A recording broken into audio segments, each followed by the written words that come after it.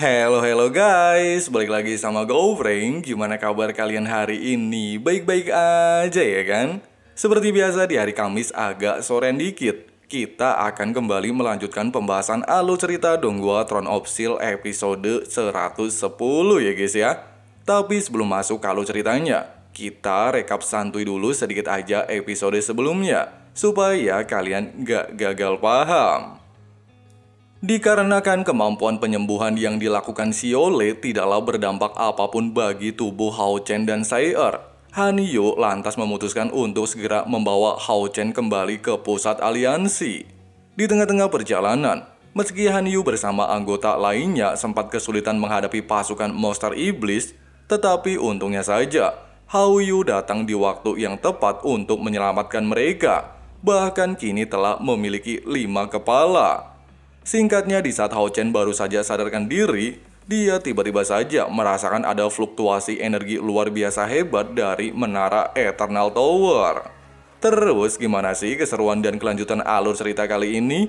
Jadi, kuilah langsung aja cari posisi rebahan yang paling nyaman, simetriskan pandangan kalian, siapkan cemilan, inilah waktunya kita baku hantam.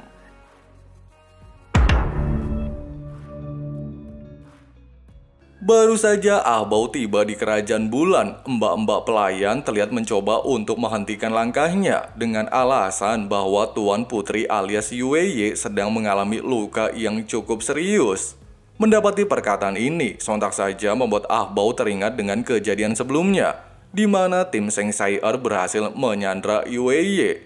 Terlebih lagi, jikalau hal ini kembali terjadi, kemungkinan besar dia tidaklah memiliki peluang untuk menang. Pasalnya, kebangkitan berkat tubuh dewa yang secara tiba-tiba merasuki Sai-Er memanglah di luar dugaannya. Oleh sebab itu, Ah Bao hanya berpesan kepada mbak-mbak pelayan untuk menyampaikan permintaan maafnya kepada Yueye. Pasca kepergian Ah Bao, Yueye terlihat menceritakan masa kecilnya bersama Ah Bao. Selain pria tersebut sangatlah berambisi untuk mendapatkan hatinya, Ah Bao sendiri seringkali memberikan barang berharga untuknya, sehingga membuatnya menjadi ilufil. Waduh, ternyata Mbak Yueye enggak matri guys ya, dikasih barang kok malah ilufil ya kan? Nah, mengetahui bahwa Ah Bao juga mendapatkan luka yang cukup serius, Yueye lantas memerintahkan si pelayan untuk mengirim beberapa obat berharga untuknya, serta berharap bisa bertemu kembali di lain waktu. Singkat cerita, setelah melewati 7 gerbang serta menahan rasa sakit luar biasa Edun, Seng Sai-Er akhirnya berhasil menyempurnakan berkat tubuh Dewa Kematian. Namun karena efeknya terlalu sulit untuk ditahan, seketika membuatnya harus kehilangan kesadaran. Secara bersamaan dengan hal ini, Xiaole dengan cepat memberitahu Long Hao Chen bahwa dirinya sedang membutuhkan bantuan darinya. Mendapati perkataan tersebut, sang kapten bergegas untuk membawa seluruh anggotanya menuju Eternal Tower. Dan ternyata...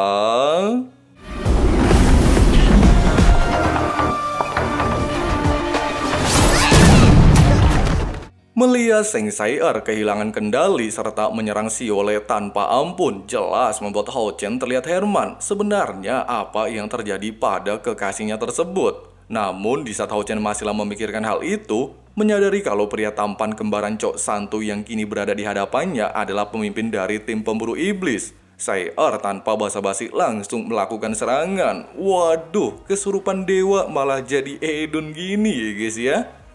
Walaupun sang MC mencoba memberitahu Sai-Er kalau dirinya adalah Long Hao Chen, akan tetapi Sai-Er seolah-olah tidaklah memperdulikan ucapan tersebut. Bahkan secara barbar terus-menerus menyerang sang MC dalam jarak dekat. Dalam kondisi terdesak menghadapi serangan Sai-Er, Hao Chen akhirnya tersadar bahwa kekasihnya tersebut telah hilang ingatan. Meskipun sang MC kembali memintanya untuk beristirahat, akan tetapi Sai-Er menegaskan kalau dirinya cuma pengen keluar dari tempat ini. Setelah mengatakan hal itu, Sai-Er terlihat melakukan serangan. Melihat sang kapten dalam kondisi genting, Lin Xin dengan cepat menggunakan perisai api untuk memblokir serangan Sai-Er. Tapi...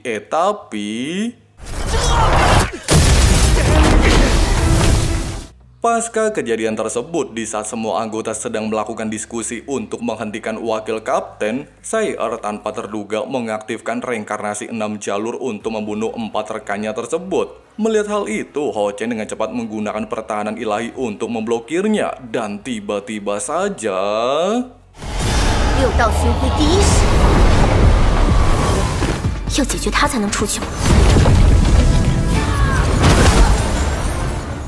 Pada awalnya, Han Yu beranggapan jika situasi semacam ini hanyalah sebuah mimpi. Tetapi ketika melihat pertarungan antara Long Hao Chen dan Sayer berjalan sangatlah intens, dia pun bergegas untuk menyelamatkan sang kapten serta menanyakan apa yang sedang terjadi.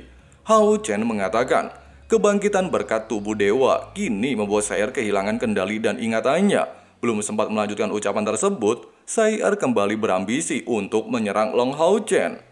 Melihat emosi Sayer mulai tidak terkendali, Han Yu lantas menggunakan teknik kekangan cahaya untuk membatasi pergerakannya, sehingga bisa memberikan waktu kepada Hao Chen untuk memberikan penjelasan kepada kekasihnya tersebut.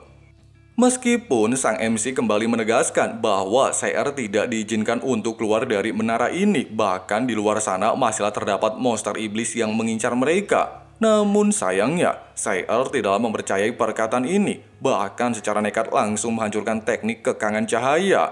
Nah, dikarenakan situasi seperti ini bisa saja membahayakan Han Yu, Hao Chen lantas segera membantunya untuk memblokir serangan Sayer dan tiba-tiba saja...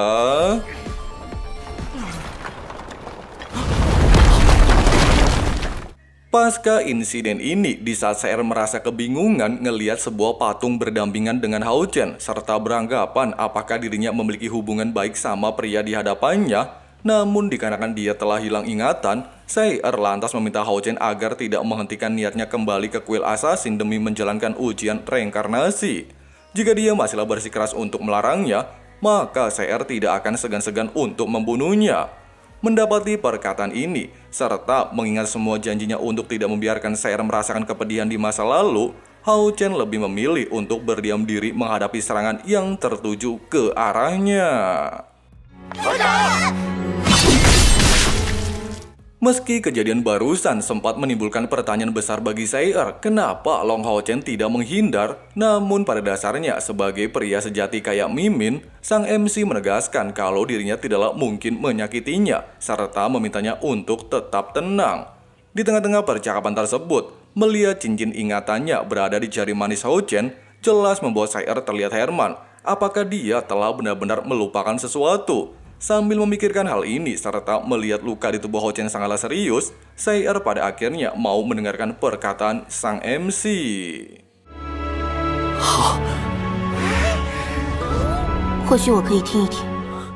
Tidak berselang lama, Xiaole terlihat menggunakan bola ingatan berisikan semua kenangan mereka berdua saat pertama kali memasuki alam surgawi. Walaupun pada awalnya pesulap hijau beranggapan kalau aksi tersebut pastilah akan membuat wakil kapten tersadar. Akan tetapi sayang 1000 kali sayang, Seng Sayer masihlah tidak mengingat apapun pasca melihat rekaman kenangannya bersama Hao Chen.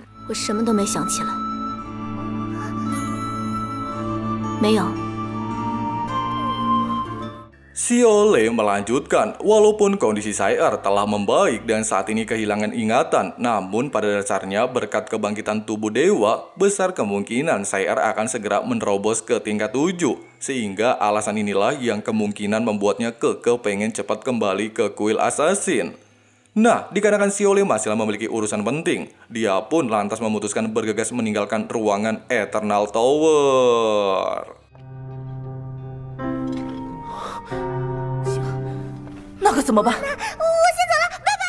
Pasca kepergian Xiaole, Lin Xin ternyata memiliki sebuah ide untuk membantu wakil kapten mendapatkan ingatannya kembali, di mana mereka haruslah mensupport Hao Chen untuk merasakan kembali proses pertemuan mereka dari awalnya cuma temen doang hingga berpasangan. Kemudian memanfaatkan ruangan Eternal Tower untuk dijadikan tempat sebagai pertemuan mereka nantinya. Setelah semua rencana tersusun rapi, Lin Xin bertugas membawa Sayer ke sebuah tempat yang pernah dia kunjungi ketika masih bocil, lalu meminta sang kapten untuk melakukan adegan aksi penyelamatan dan ternyata...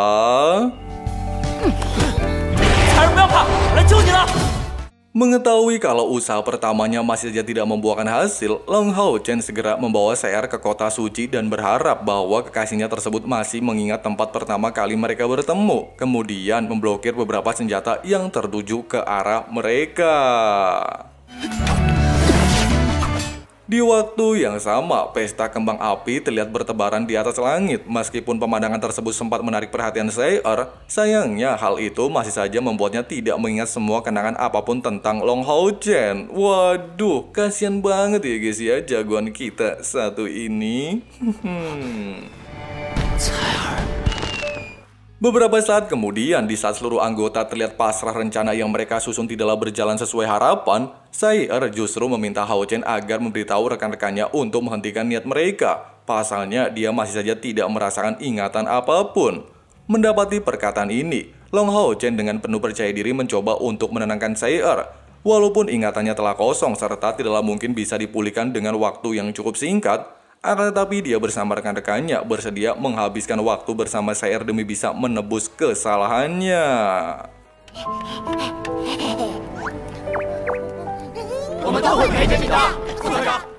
Seir mengatakan dalam pikirannya hanyalah ingin kembali ke kuil assassin. Mungkin setelah dirinya kembali, Seir dapat menemukan beberapa jawaban yang dia inginkan. Nah, dikarenakan arah tujuan mereka sama, serta melintasi perbatasan iblis pastilah akan membahayakan Seir. Long Hao Chen segera menawarkan diri untuk mengajaknya bergabung bersama rombongan. Menyadari jika perjalanan berikutnya akan berisiko bagi tim mereka, serta monster iblis tingkat kaisar tidaklah mungkin membiarkan mereka pergi begitu saja, Hao Chen lantas memutuskan untuk menghadapi penjaga lantai kedua terlebih dahulu, sehingga akan mempermudah mereka nantinya. Mendengarkan saran tersebut memanglah masuk akal, Seir tanpa basa-basi meminta Hao Chen untuk memulainya.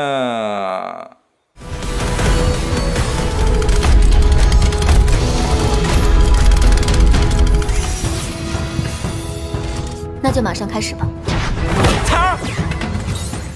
Bede, seperti itulah alur cerita dari series Donghua Throne of Steel episode 110-nya. Gimana guys pendapat kalian tentang episode kali ini? Asli di luar nalar ya guys ya.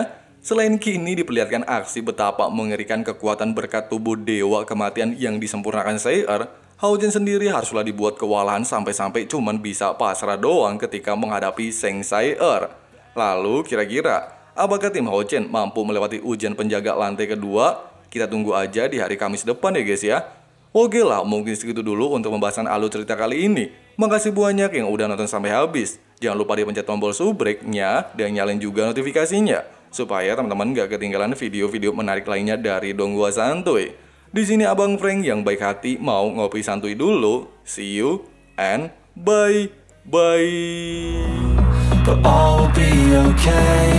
I move on each and every day. The past is where it stays. Way back a year ago.